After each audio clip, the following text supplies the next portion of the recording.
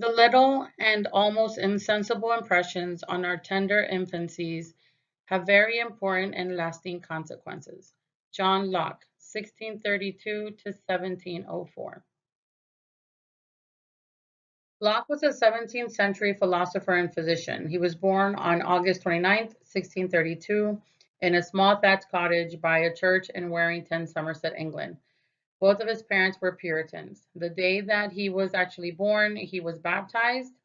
Then they moved to Pensford, England, where he grew up and attended Westminster School. He then graduated as an Oxford student of medicine and philosophy. On the upper left-hand side, I added a photo of the All Saints Church. And the reason I added that photo is that today they still have a memorial for John Locke.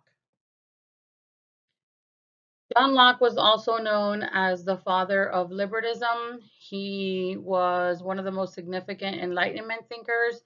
He was also able to influence other Enlightenment thinkers like Voltaire and Jean Jacques Rousseau. But not only was he an influencer in education, he was also a political authority influencer. The divine right of kings was one of his biggest displacements, or he was able to disprove that before it was thought that the way you were chosen to be king was chosen by God.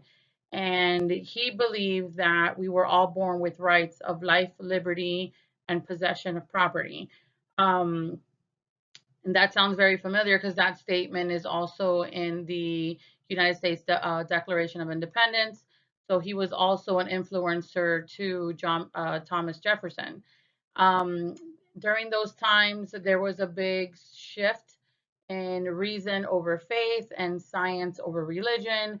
So these books that he wrote or theories that he put in place had a big influence during those times. So, because of John Locke's theories and books and essays that he wrote, and because he was such a big influencer within education and the political areas, he gained a fellowship in the Royal Society in London. On the upper right-hand side, I added a photo of Pensford, England, which is where he grew up. On the lower left-hand side is a photo of the headquarters of the Royal Society in London. So in London, Locke resumed his medical studies and met Thomas Sedaham. And in his essay concerning human understandings, you can see a lot of the influence that Thomas had on Locke's thinking. So, in Locke's essay concerning human understanding, Locke introduced his idea that the mind at birth is tabula rasa, which is a blank slate, that we're all born with no knowledge, that we're a white paper void of all characters without any ideas, and that everything that is written on our slate is determined by education that is achieved either through sensory exposure to objects and beings and not necessarily through formal schooling. For example, I think that means like us using the restroom or learning how to use the restroom. Where, when we're babies, we're all in diapers. And as we get older, our parents start to teach us how to use the restroom, like everybody else does, or like how the adults do. So that is something that is taught to us. Also, for example, religion. Religion is something that is taught to us. We're not born with religion. We are taught to be religious and the type of religion that we should practice through our parents because of what they grew up with or what they practice. And as we get older, we could, change our ideas, but our foundation still lies with what we've been taught as a child. So for Locke, the young child is at once the most vulnerable to bad health and moral influences, but also the most open to understanding and experience. So I think basically what this means is that if you teach your child, the bad health options, or you teach them not to be respectful, these are things that they grow up with and don't know how to correct later on. So they are, most open to taking things in because they are like a sponge when they're a lot smaller. So Locke would seek to teach children the virtue of self-denial. Basically, a lot of parents feel that when you indulge your kids and you give them what they want, that is a good thing.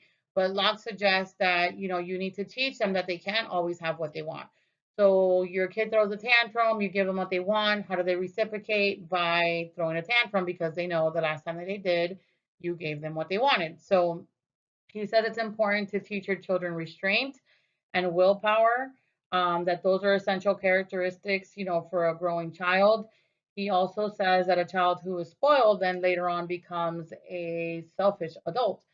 I think that has a lot of, common sense to it. A lot of people don't believe it. They think, they'll grow out of it. It's not a big deal. But if you're not teaching your children the fundamentals of, society, then they become unsocial. So it does, I think there's a lot of truth to his theories, or his beliefs in these concepts. So he also believes that children should learn practical information such as math, reading, and not unnecessary things like focusing on Greek and other languages if they haven't learned the fundamentals first, which I think is a great idea. That's why I think it's great doing the sensory, like gardening, teaching kids how to grow their own food, teaching kids how to change a tire. Some of these kids go through high school. Like I wasn't taught how to change a tire. Maybe accounting information, things that they're going to need to learn as they grow up, because a lot of the kids go through high school and through college and don't know a lot of the basic essentials that they're going to need as a growing adult. So I think a lot of his theories have or make a lot of sense. I was very happy to research John Locke. I learned a lot. I think this was a great assignment, and I hope you enjoy my summary.